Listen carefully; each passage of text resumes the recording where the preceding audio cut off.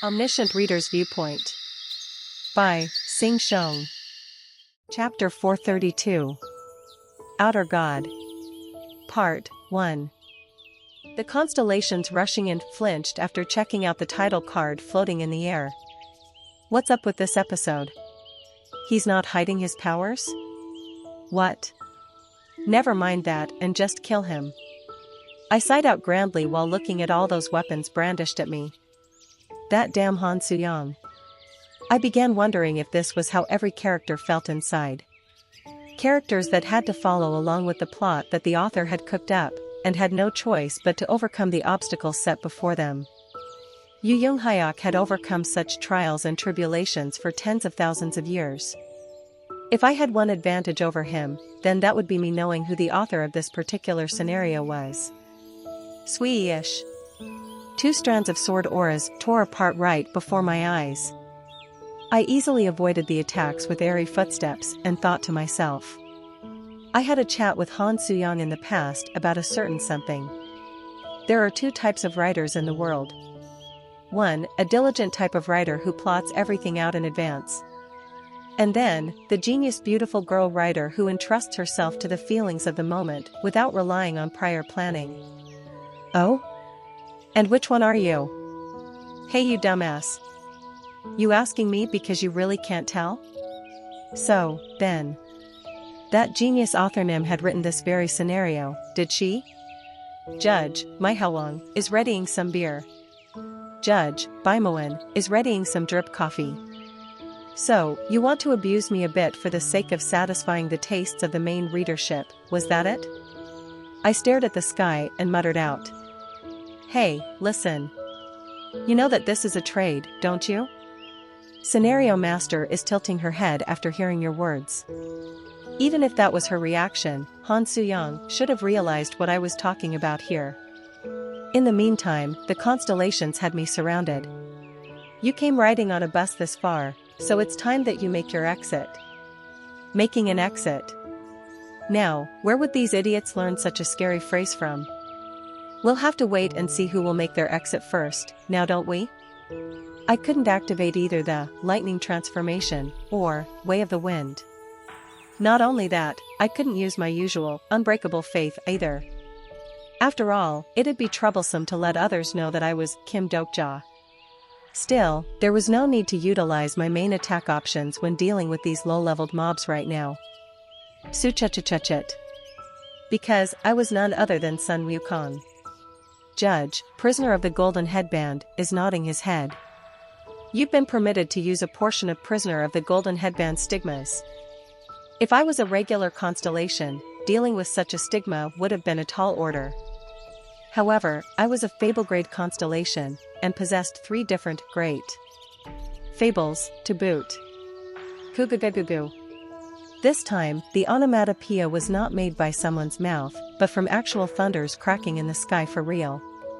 As the lightning bolts flashed in the air, I yanked out a handful of hair and blew them into the air. Stigma, body outside body magic, is activating. The body outside body technique. Simply put, it was Sun Wukong's version of the skill, Avatar. What is this? Kawak. The clone Sun Wukongs proliferated in the blink of an eye and began pummeling the enemy constellations to pulps. Suddenly, narration speech bubbles floated up above the heads of the clones rushing forward. The Demon King of Salvation isn't hiding his powers. It seemed that she had momentarily forgotten that she was the narrator here. Suchuchuchuchuku. I only borrowed the power of a single magic skill, yet the condition of my body worsened noticeably. It was exacerbated by the fact that I was gravely injured already. God damn it, why hasn't Yu Young-hyuk come out of the fog yet? Your incarnation body's recovery is being delayed. Condition of your incarnation body is worsening. I gazed at the murky interior of the fog and pretended to be unconcerned. The retired Sun Wukong needed to look strong, no questions asked. And I must never go all out, no matter what. Kim Dokja thought to himself. I'm Yu Young-hyuk. I bit my lips and formed the expression similar to the coolest person that I knew. Screw this. We're retreating. It seemed that my ploy worked, as the constellations began retreating from the perceived threats to their lives. A great number of players are exiting the scenario. In the blink of an eye, the only things remaining around me were the empty husks that the constellations left behind. You. However, even these husks possessed egos. They were creatures tasked with acting as yogo extras in this world. Suddenly, my heart began beating irregularly.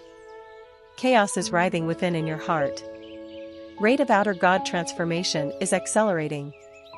Stigma, fiery golden eyes LV, has been forcibly activated. As my vision burned in the crimson hue, the collapsed yogos revealed their true appearances. Where is this? Where is this? Where is this? Again. Yogos carrying suffering expressions had their heads shoved against the ground while screaming out.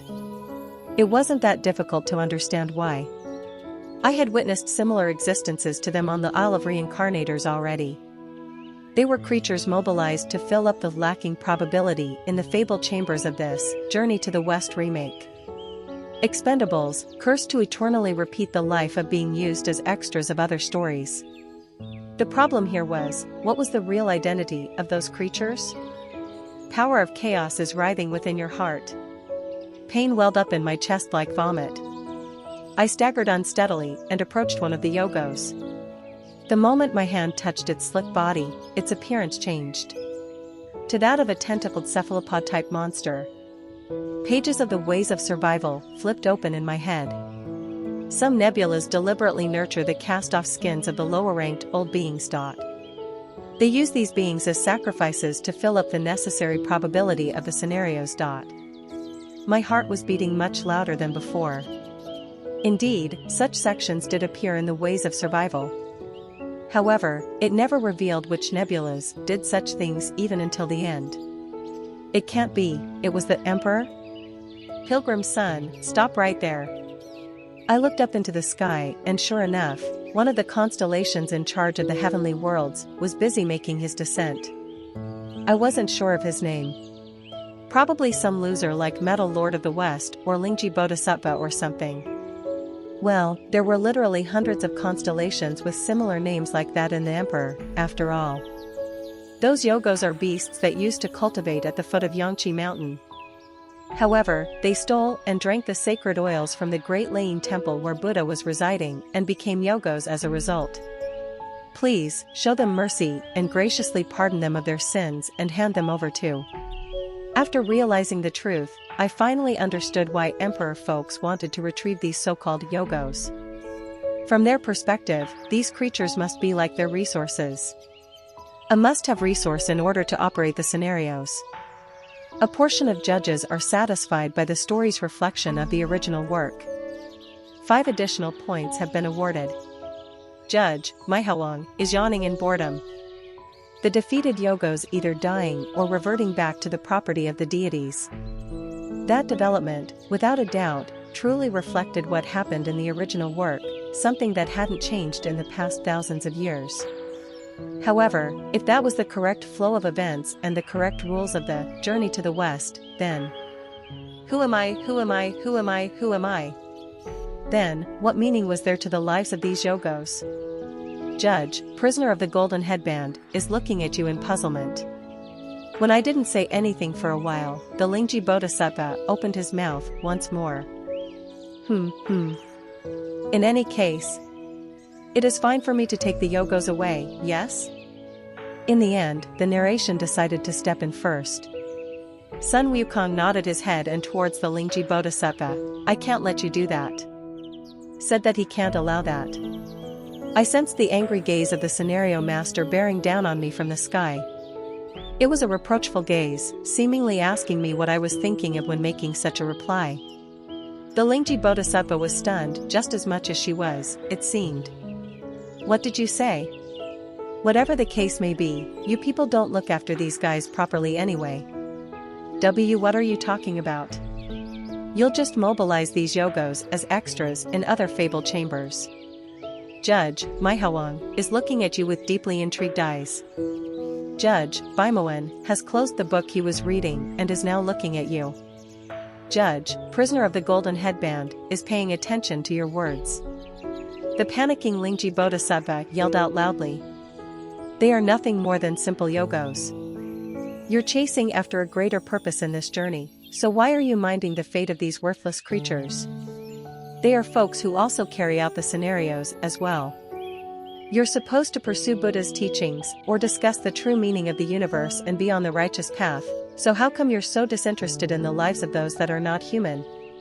While saying such things, I began thinking about Han Suyang. Did she already plan out the conclusion of this scenario?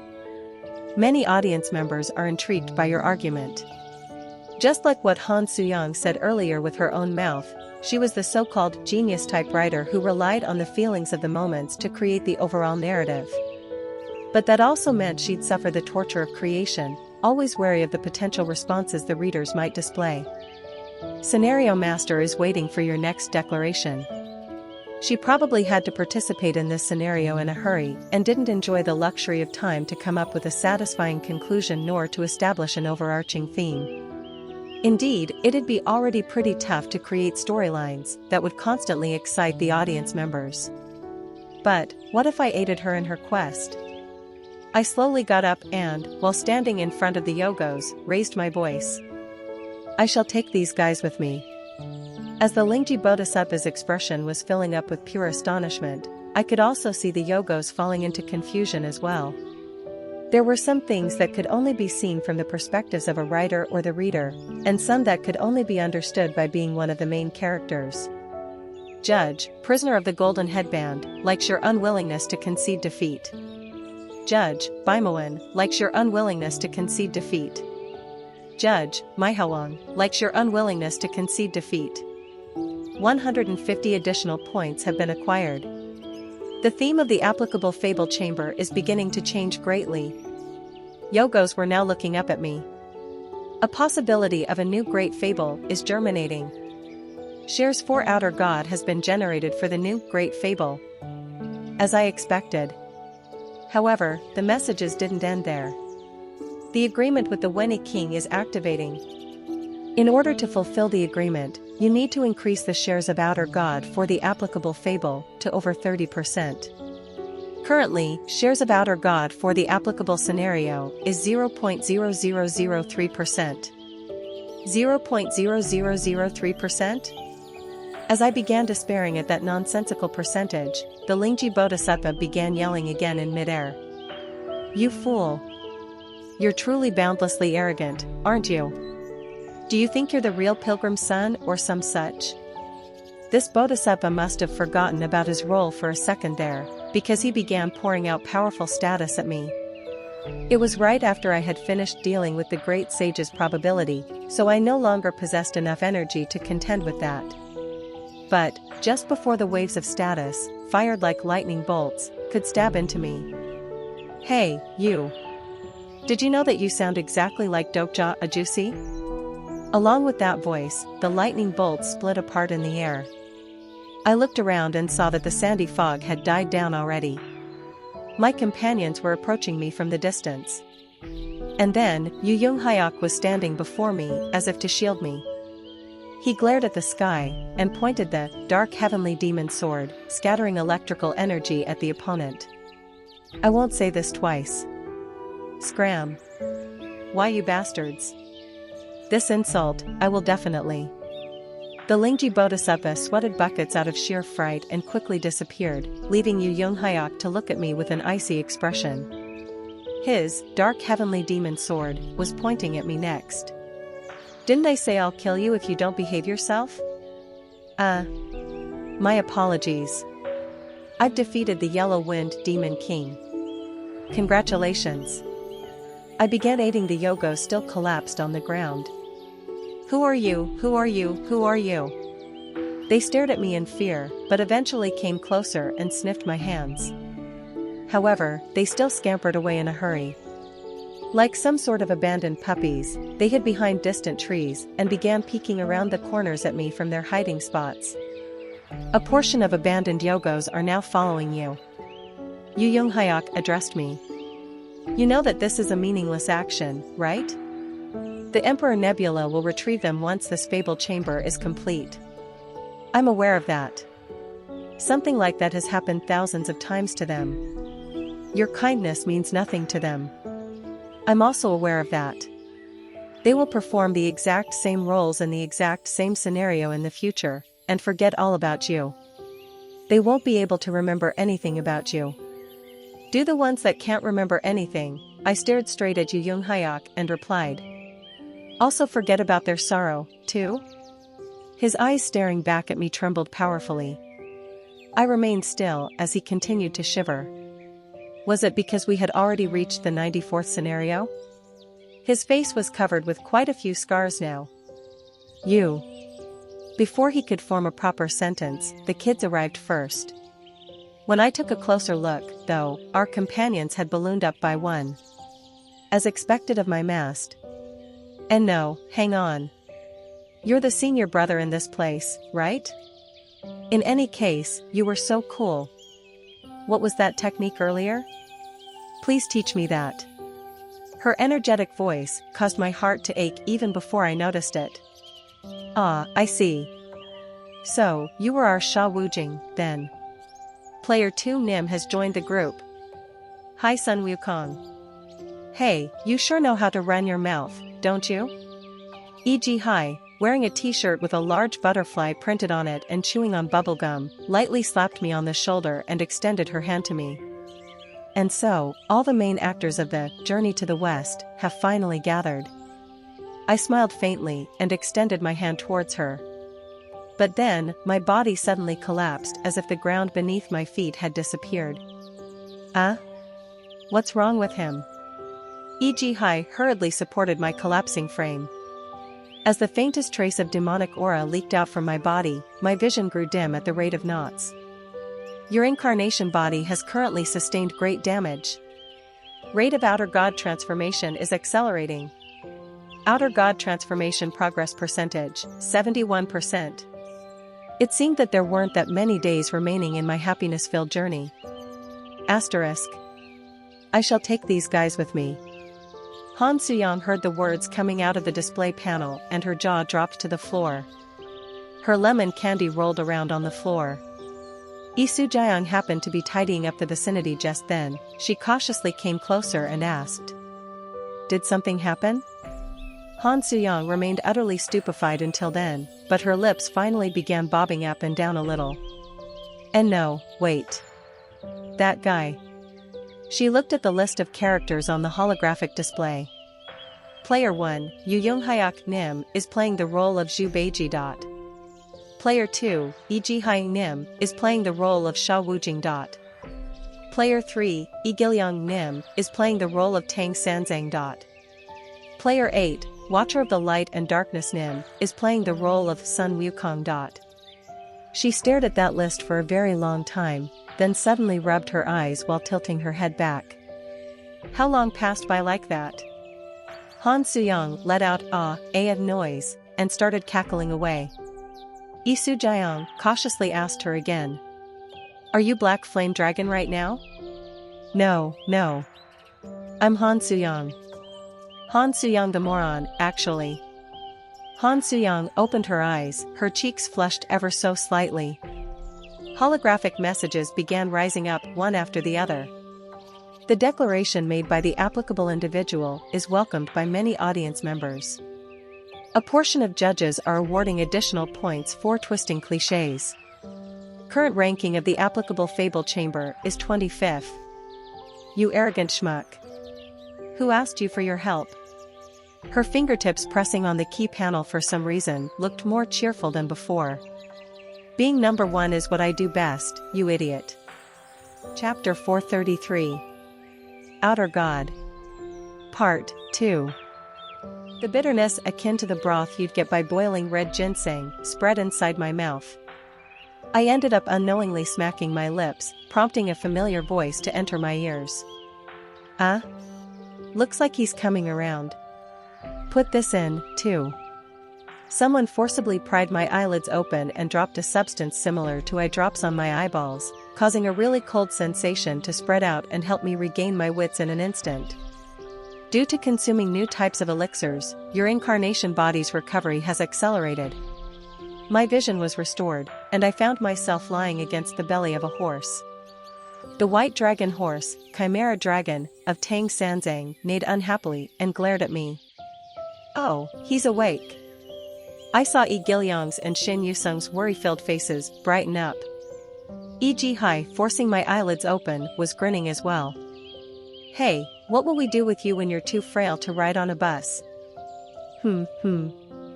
You're supposed to serve your master, so it's no good for you to be this feeble, you know? The boy put his hands on his waists and fake coughed. I grinned bitterly and tried to prop my upper body up, and Shin Yusung lent me a hand. Are you really alright? You fainted all of a sudden. I'm feeling better, thanks to all of you. By the way, these elixirs. I looked at all the remnants of various elixirs around me. A few of them were unfamiliar, but there was also one that I did recognize. It was the eye drops contained in a reddish bottle, called 3 Flowers and 9 Fruits Sap, and was one of the treasures found within the journey to the west that could be earned by defeating the Yellow Wind Demon King. I was somewhat flustered by this, and asked the kids. Did you use that on me? For a moment there, I thought I could see Yu Sangha's face in Shin Yusung's bright smile. The 3 Flowers and 9 Fruits Sap. Just by putting some in your eye, it restored energy in your body and expanded your eyesight.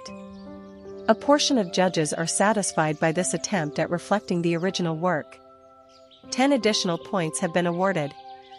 Actually, it was Sun Wukong who ended up using the 3 Flowers and 9 Fruits Sap in the original storyline, too.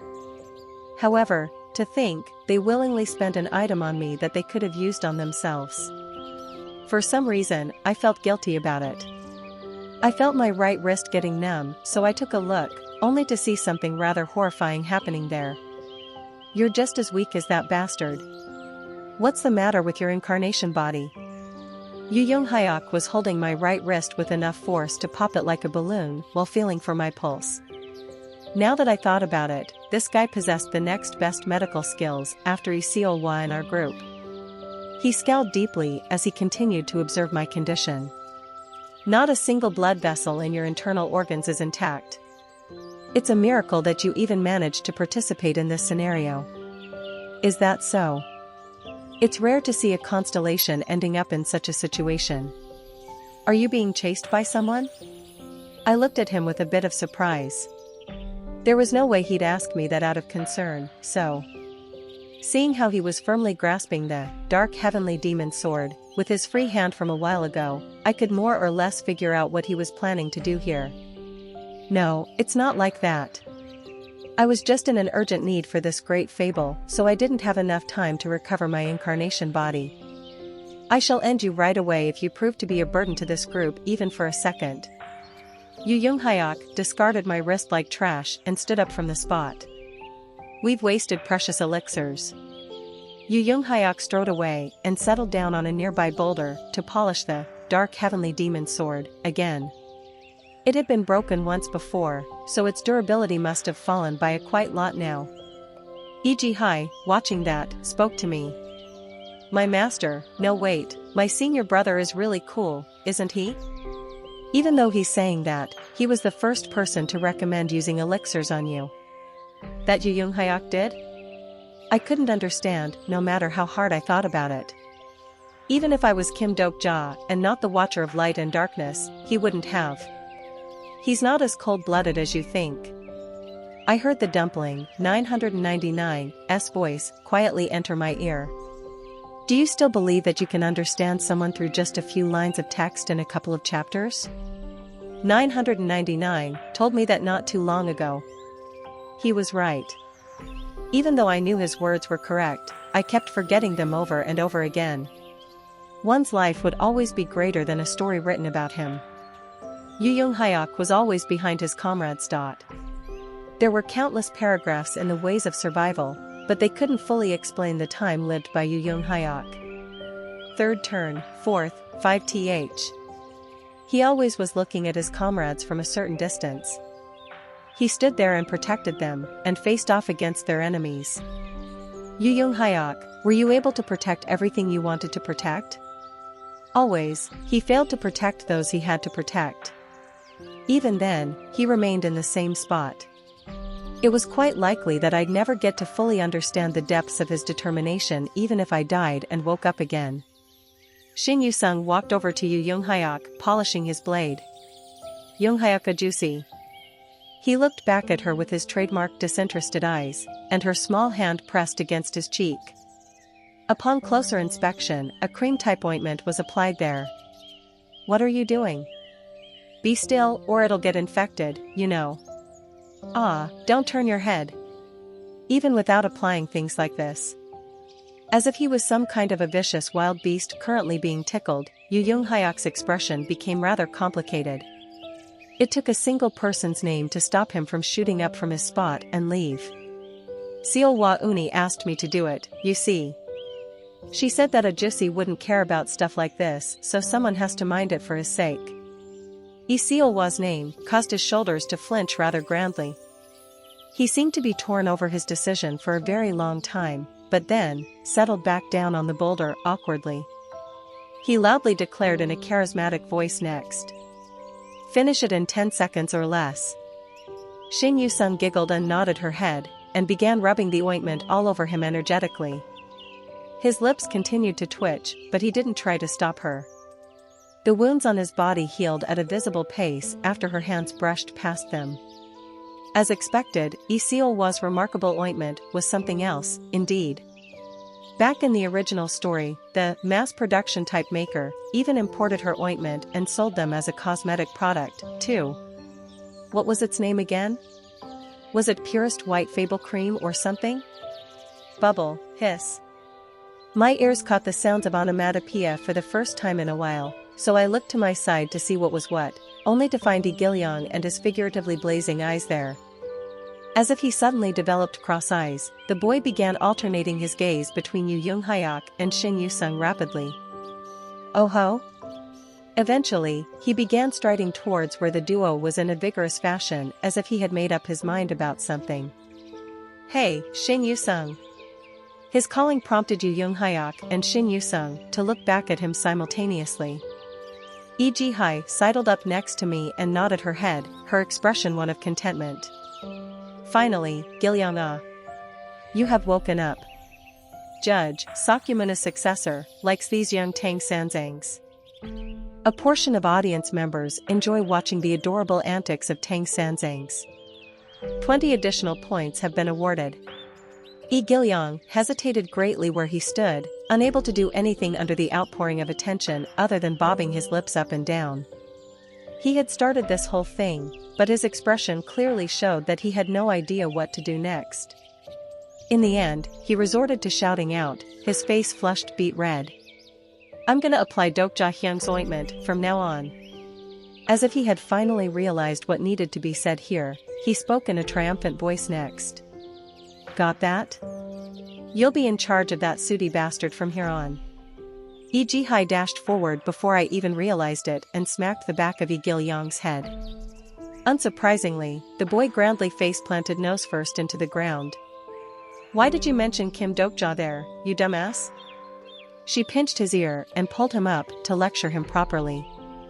Meanwhile, Shin Yu-sung watched the proceedings and shook her head before returning to her job of applying the ointment. Yu Young-hyuk was stroking his cheek in awkwardness as if he couldn't really get used to the cream on his skin. Kim Dokja watched all these happen with a quiet smile. The fourth wall is gradually getting thicker.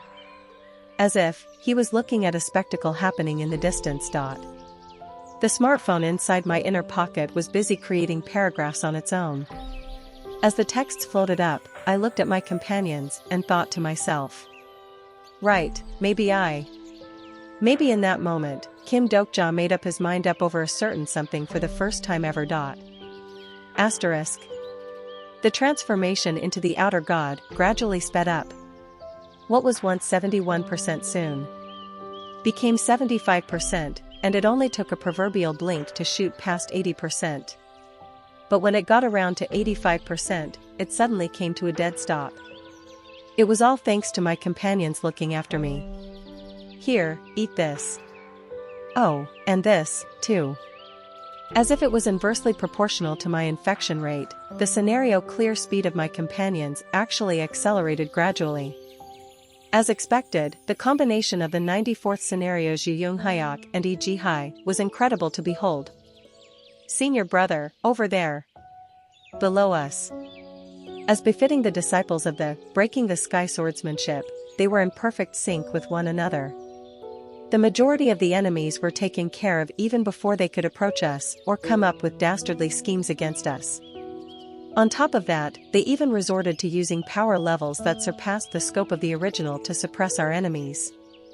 Current rate of journey to the West's progress, 43%, Fable Chamber ranking has improved. Current ranking of the applicable Fable Chamber is 21st. Judge, golden-bodied Arhat, is happy with his current appearance as a pretty young girl swordswoman. Shin Yu-sung, now finding herself with nothing to do just like me, muttered to no one in particular. It had been nice if Hui-Wan Uni and Hyeon-sung Ajusi could come along, too. It seemed that those two couldn't participate this time. Lee Hyeon-sung wouldn't have woken up just yet. He had entered the final phase of steel transformation, so I figured that he'd be sleeping for a long while. However, there should be no problem in regards to his life. The real problem would be with after he had woken up, actually. Whatever the case might have been, I thought that this scenario could come to an end in less than 10 days at our current pace. And so, yet another day came to a close, and then another one, and eventually, 4 days went by. Current rate of journey to the West's progress, 64%, current ranking of the applicable Fable Chamber is 15th. A high number of competitors are keeping a hostile eye on the applicable Fable Chamber.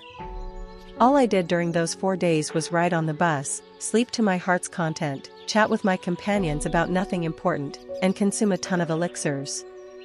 Your incarnation body has recovered to a noticeable degree. Energy is returning gradually to your incarnation body. It felt like my cheeks had become fatter by a bit, too. As I enjoyed this abundant, easygoing life, E.G. Hai, Shin Yu-sung and Lee Gil-young all observed me with satisfied expressions on their faces. As if they were farmers feeling happy about a pig growing all fat and juicy and the like. Here. Eat this one, too. Please, take this. Why were they so happy about me consuming these things, anyway? E.G. Hai to my side, complained a little while chuckling out. They say that if you can't get a pheasant, then get a chicken instead. I mean, it's nice to see you eat well and be healthy, you know. If only we fed that guy as diligently as we're doing now. Time continued to tick by. Kuhyuk. This isn't over, Zhu Beiji.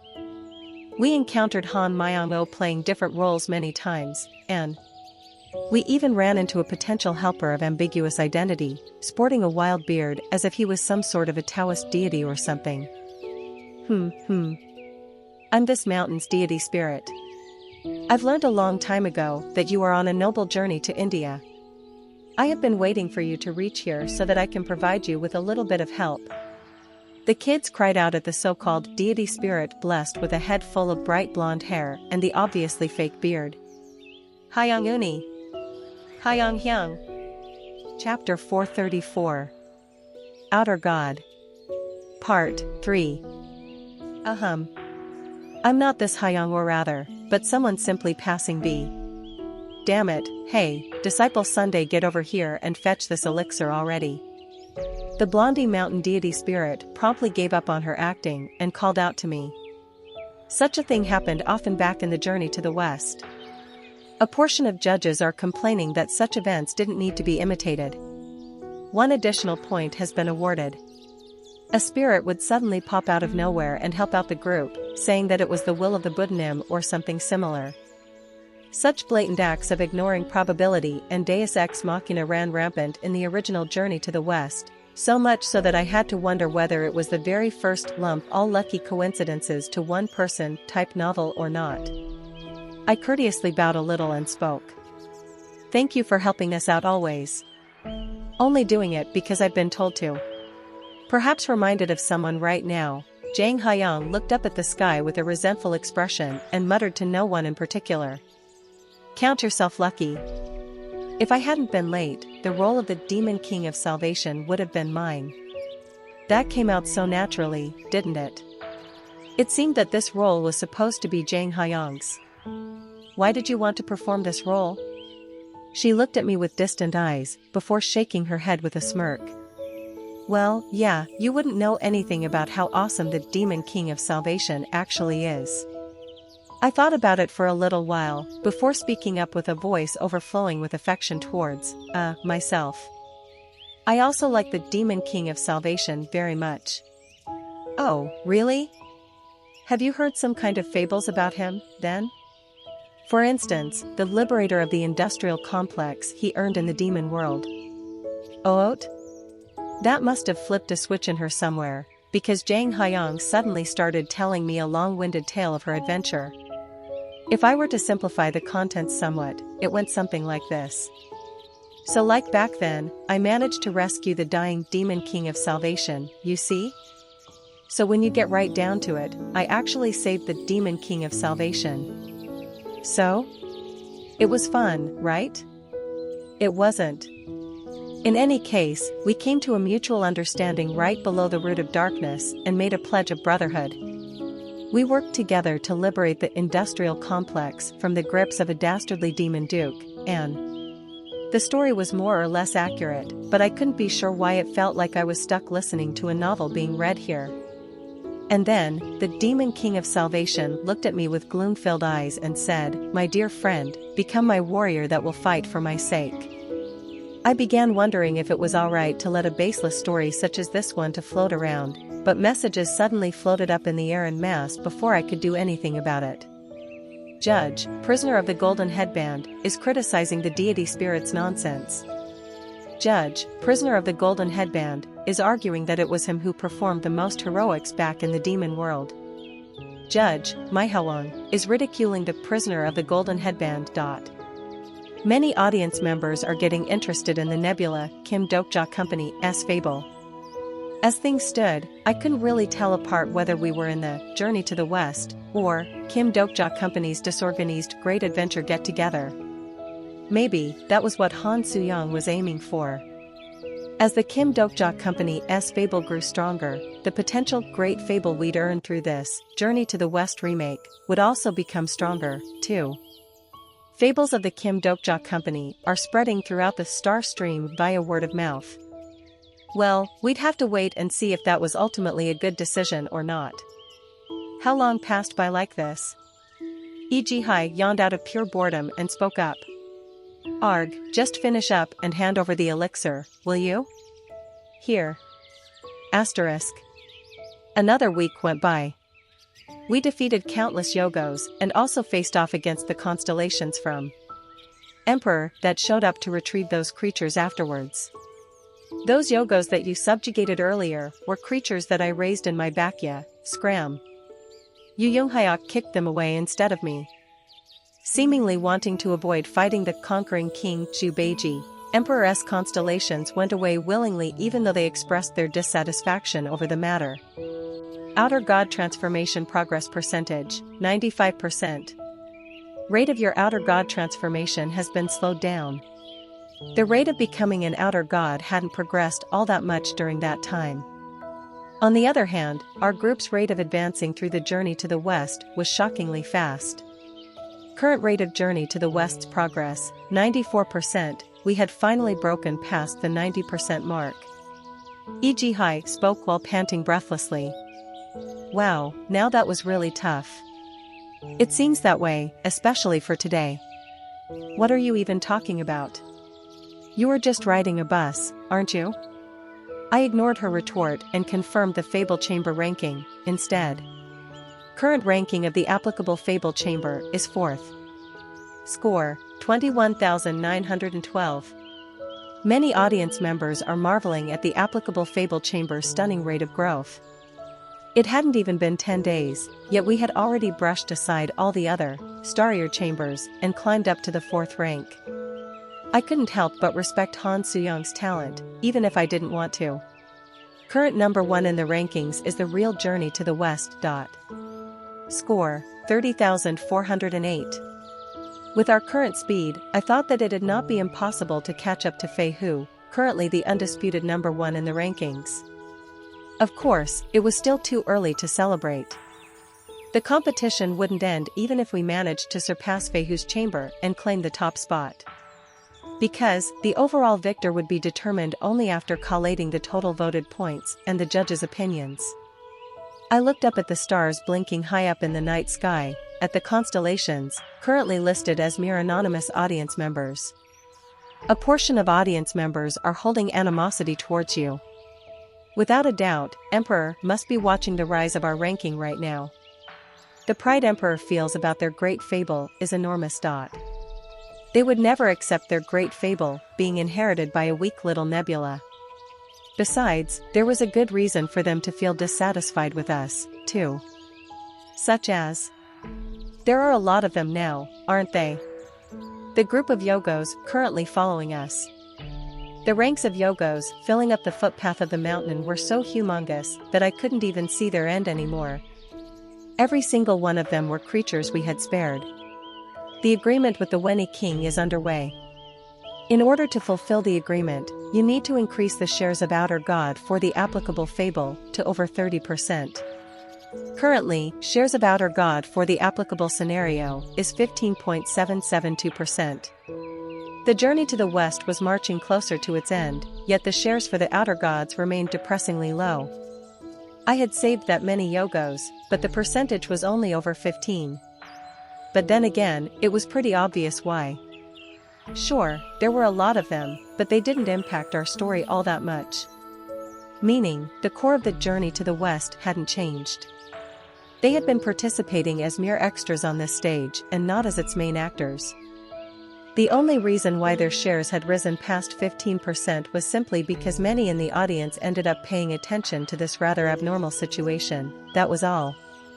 Many audience members are looking at the pilgrimage in awe. A portion of judges are focusing on the possibility of a new journey to the west. A small number of judges are worried about the perversion of the original. This March of the Yogos even earned a nickname, to boot, the pilgrimage. Countless Yogos journeying to India so that they could become enlightened on their existence. A portion of audience members are entering the applicable scenario in order to view the pilgrimage. Heck, recommendations for our fabled chamber even showed up in the Journey to the West recommendation bulletin board, too. Cool Zhu Beiji and Sha Wujing, adorable Tang Sanzang, and the soft Sun Wukong. Author, Yuri 9158. Review, Zhu Beiji is so cool, and Tang Sanzangs are super cute, too. I've become the retired SSSSS rank, a masterpiece that initially sounds like a mass-produced fable. Author, non-mass production type maker. Review, in all honesty, the real protagonists of the Journey to the West are Yogos. Sun Wukong, Zhu Beiji, Sha Wujing, they are all Yogos. Yet the Journey to the West's theme is infinitely closer to humanism. It's because all the Yogos appearing in the original had been humanized extensively from a human's perspective. Meaning, Yogos from the Journey to the West had to live as humans after their status as Yogos had been stolen from them. It felt as if the names of the authors were kind of familiar, but that must be a mistake on my part. Surely. Whatever the case might have been, we were getting quite a few puzzling recommendations. They are still following us. Xin Yusung, walking at the rear of the group next to me, kept glancing behind her as if something was bothering her. She seemed to hesitate slightly, but then extended her hand out to a Yogo, acting like a puppy by her feet. Hi. I was slightly nervous about the Yogo suddenly attacking her, but thankfully, what I feared didn't happen. Yogo crouched like an obedient puppy and rubbed its nose against the tip of her fingers. This guy was no longer the terrifying outer god that I knew of. Saurum. They were not the demonic beasts that Xin Yusung could tame. Well, outer gods weren't designated as one of those friendly life forms, after all. They were simply things that lost their usefulness, wandering around on the outside of scenarios. Even then, Xin Yusung carefully paid attention to them with a serious expression on her face. Yuzang, naming. Did she actually understand them? Could she understand their words and see what their real appearance was? I hesitated a little before asking her. Aren't you afraid? Not at all. It's like, when I keep looking at them, I find them kind of cute, in a way. And small tentacles resembling those of an octopus tickled the back of her hand like a stalk of foxtail. A person I like appeared like this once before, you see. Suddenly, a short bout of migraine and dizziness rushed in along with a zing in my head. Exclusive skill, Omniscient Reader's Viewpoint Level 2, is forcibly activating. Maybe, he could be here with us this time, too. I saw her determined eyes scanning the ranks of Yogos and bit down hard on my lip. Notice to all constellation nymphs currently participating in the scenario. An unannounced broadcast suddenly came from somewhere. The surrounding atmosphere trembled and Yogos all looked up at the sky with worried expressions. They coming, they coming, they coming, they coming, don't like, don't like, don't like, don't like, don't like. Cries of the outer gods rose up from here and there. A great Dakibi, appearing as a semi-transparent figure, was being transmitted in the sky above. The Journey to the West remake scenario is gradually inching towards its conclusion.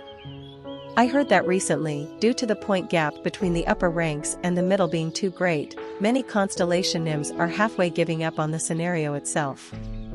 What an ominous-sounding opening remark that was. Starstream is fair with its opportunities. An eel that struggles can become a dragon, and inversely, a dragon ruling the sky can also fall to the ground, as well. For a moment there, the great Dakibi seemed to have glanced in our direction. So, ending things here would leave behind a bit of a sour taste, wouldn't you say? What's going on? Along with Ijihai's loud yell, our surroundings began transforming. As the rays of bright light exploded, our group as well as the Yogos had been transferred to the bank of a massive river. Fabled chambers are being consolidated. The I've become the retired SSSSS rank Sun Wukong has been incorporated into the Great Fable. Sun Wukong knew which river this was. They were now in the western riverbank of Tongtian River. This was the final hurdle before reaching India. The great Dakibi laughed. Deciding the first spot through just the score alone is not amusing. However, isn't finding out which fable is stronger the natural law of Starstream? Many audience members are cheering on and agreeing with that declaration. A small number of audience members are smacking their lips. A portion of judges are frowning at the interference of a great Dakibi. As the messages streamed in, large pillars of light began flashing in various spots of the riverside. 421st Fable Chamber has been consolidated. The My Sun Wukong is broken from a certain point on has been incorporated into the Great Fable. We found another group exactly like ours over there. The stunned silly Yi Giliang shouted out. Who are those people? That group also featured Sun Wukong, Tang Sanzang, Zhu Beiji, Sha Wujing, and the White Dragon Horse. Indeed, they were a Journey to the West expedition team from another Fable Chamber. 7133rd Fable Chamber has been consolidated. The I thought I was Sun Wukong, but I was just a regular monkey has been incorporated into the Great Fable. 6523rd Fable Chamber has been consolidated. The omniscient Sun Wukong Rui Bang's Viewpoint has been incorporated into the Great Fable. As the pillars of light continued to descend, many Sun Wukongs revealed themselves on the riverbanks. Some possessed weak status, while some others possessed mighty ones. And then, First Fable Chamber has been consolidated. The real Journey to the West has been incorporated into the Great Fable. Some even possessed an overwhelming status, too. Every single one making up that particular Fable Chamber was among the top elite of elite constellations. The Sun Wukong, currently ranked number 1, was looking over in our direction, his eyes burning in the pale blue ghostly flames. As expected, it had come down to this. I had been anticipating that something like this might happen. Because, at the rate the things were going, Feihu's side would have lost to us in the points tally. A portion of judges are worried about your safety. Judge, prisoner of the golden headband, is furious at this development. Judge, Baimoan, is getting curious about the conclusion of this scenario. Judge, Maihawang, orders you to sweep every one of these people away. Not only that, the main judges were already siding with us to boot, too. Indeed, that side probably had no choice but to do something before the situation worsened even further for them. Details of the main scenario have been updated. The voice of the great Dakibi resounded out next. And so, the final event of the Journey to the West remake will start now. Chapter 435. Outer God. Part 4. The final event of the Journey to the West remake will start now. Zhang Huiwan bit her lip as she listened to the voice coming out of the panel in the air. She wanted to be there as well. She wanted to fight alongside her companions. Hyansong SSI. However, she couldn't go because of the man lying in slumber on the hospital bed. It was Hyansong, currently covered from head to toe in steel, with no signs of a heartbeat. He hadn't recovered from the damage he suffered during the Great War of Saints and Demons. The mirror next to the bed reflected Zhang Huiwan's hair, now half covered in a silver color. Another after effect from the aforementioned Great War. You take a breather for a bit. I don't have any roles to give you, anyway. She understood very well that this was Han Suyang's, and her companions', way of showing their concern towards her. She had been inflicted with simply too heavy a wound. Both her body and mind were in a mess. She failed to rescue Kim Dokja again, and the man trying to protect her had fallen into a coma. That was how the sharpest blade in the Kim Dokja company had lost her edge. Her sword of judgment, resting against a corner of the bed, trembled noticeably. This weapon would vibrate only when evil was nearby. A weapon that Kim Dokja had gifted her. Its tip was pointing straight at the display panel. Perhaps it also knew that the place she should be right now wasn't here. Zhang Huiwan cautiously reached out and, as if to pacify the blade, embraced its hilt. Constellation, demon-like judge of fire, is looking at her incarnation with a helpless expression.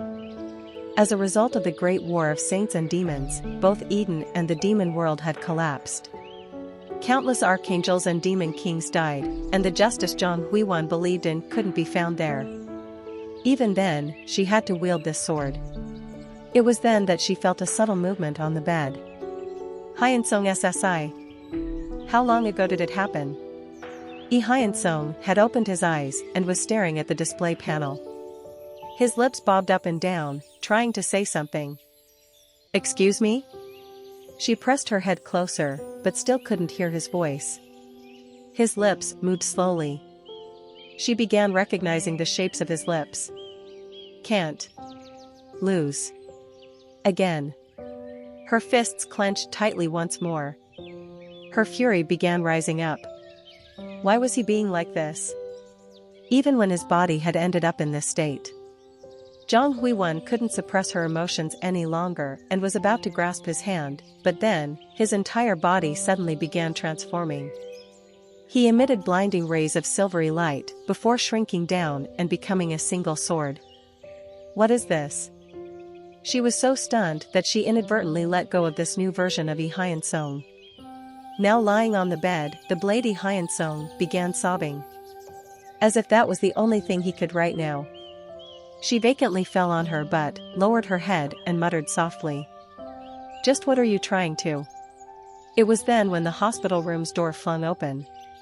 She looked back to find Han Suyang there, even though she should have been working as the scenario master.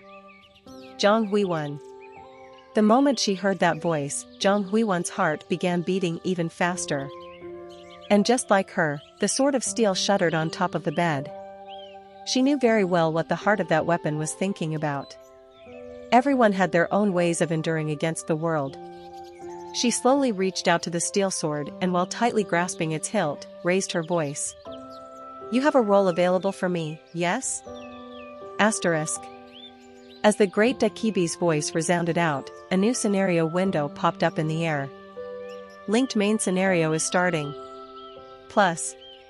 Main scenario number 95, owner of the Journey to the West, type, main. Difficulty, indeterminable. Clear condition, break past the horde of Yogos and acquire the sacred texts on the other side of the Tongtian River. Time limit, 2 hours. Reward, great fable related to the journey to the west, 5 million coins. Failure. Asterisk, the applicable scenario contains a hidden piece. Plus. Almost at the same time, the water level of the Tongtian River swelled up rapidly. Walls of water rushed in like tsunami waves and instantly filled up the surroundings. Right afterwards, the screeches and howls of the Yogos blanketed the sky. Kill them, kill them, kill them, kill them, kill them. Ah ah ah ah ah ah. The horde boasted far greater numbers than the Yogos following us currently. Current shares of Outer God for the applicable scenario is 15.872%. The remaining Outer God shares to fulfill the agreement with the Weni King were 14.128%. Meaning, I had to reach the rest of the amount during this event. Woo woo woo woo woo. I looked back to see the Yogos making up the pilgrimage with us were howling out towards the sky. Well, then, I shall be anticipating a wonderful finale to this scenario. The great Dakibi vanished, and as more pillars of light descended, the protagonists from other journey to the west began making their entrance. Let's go. The sacred texts are ours. The crowd from all the consolidated fable chambers were scything past the Tongtian's waters to advance forward. I'm the real Sun Wukong. Some rode on the somersault cloud, while others resorted to magic spells to fly over the river's tumbling water. It seemed that they were planning to cross this river by gliding over it. Unfortunately, that was a really bad decision to make, if my knowledge on the journey to the west was correct. All skills and stigmas related to flight are restricted from use in the applicable scenario.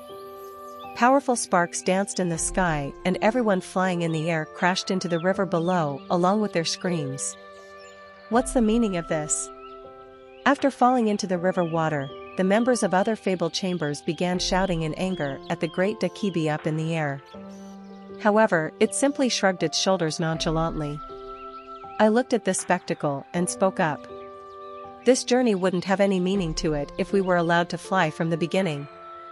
Yu Yonghyuk next to me muttered out as if he was chewing on his words.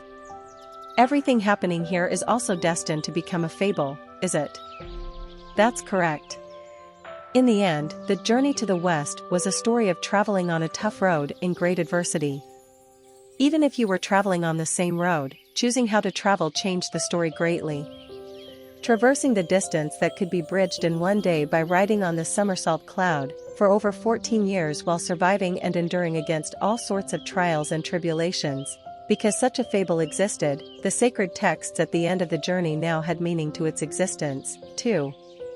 And so, the final hurdle to this very story was waiting for the traveling group. Yi Gilyong heard the narration and softly grumbled to himself. I'm not very good at swimming, though. The Tongtian River was truly wide. Since not everyone could ride on the back of Tang Sanzang's white dragon horse, we had to swim across the river to get to the other side.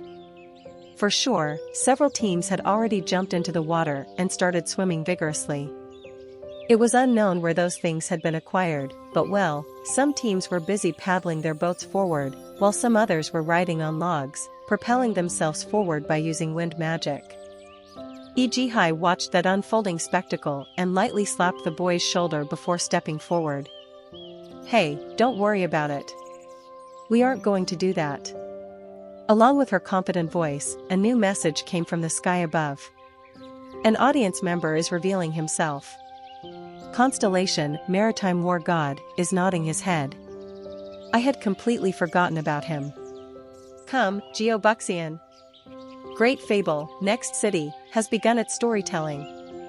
Ejihai raised her twin dragon sword up high into the sky.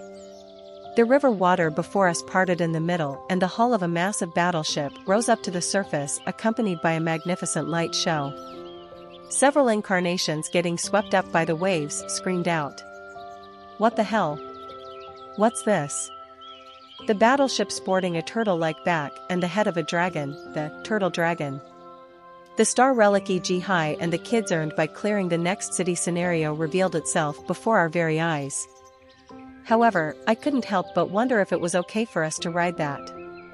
Because in the Journey to the West, Star Relic, Turtle Dragon, corresponds with the Journey to the West remake.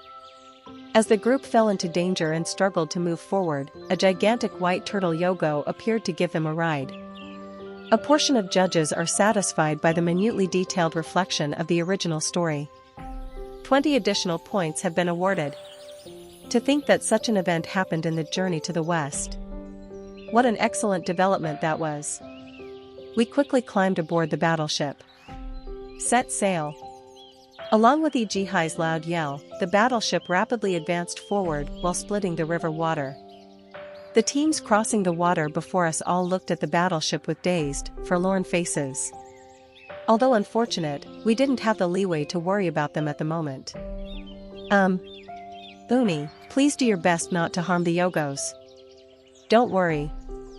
I couldn't tell where she learned to drive, but well, Ejihai utilized her preternatural driving skill to evade the horde of Yogos rushing at us. Not only that, the Yogos trying to attack us with animosity flinched and stopped after spotting all the other Yogos riding on our ship. Huareyouguyes. A portion of the Yogos that joined the pilgrimage were hanging on the battleship, while the rest was crossing the river right behind the vessel. Perhaps these creatures interfered with their own journeys. The Sun Wukongs from other fabled chambers began wielding their Rui Bangs. Those sons of bitches. The enraged Ejihai clenched her fists tightly, but it was not possible to save everyone. The deaths of Yogos were unfolding all over the Tongtian River, after all. Guwawak. The members of other fabled chambers advanced forward while slaughtering Yogos, blocking their paths. Yogos' flesh and blood rained down from everywhere. A high number of audience members are cheering on this spectacle of slaughter. Yogos continued to die. The monsters that didn't earn their meanings, because they failed to create their fables. There were sacrifices offered up to complete this Journey to the West. The novel, Journey to the West. A lengthy journey for the goal of transcending one's humanity. To let the audience watching the fable reach enlightenment of their own, Yogos had to be buried under this Tongtian River's waters. Kill them. Kill them all. These protagonists of the Journey to the West, supposedly walking on the road of enlightenment, used the dead Yogos as their bridge and tried to cross the Tongtian River.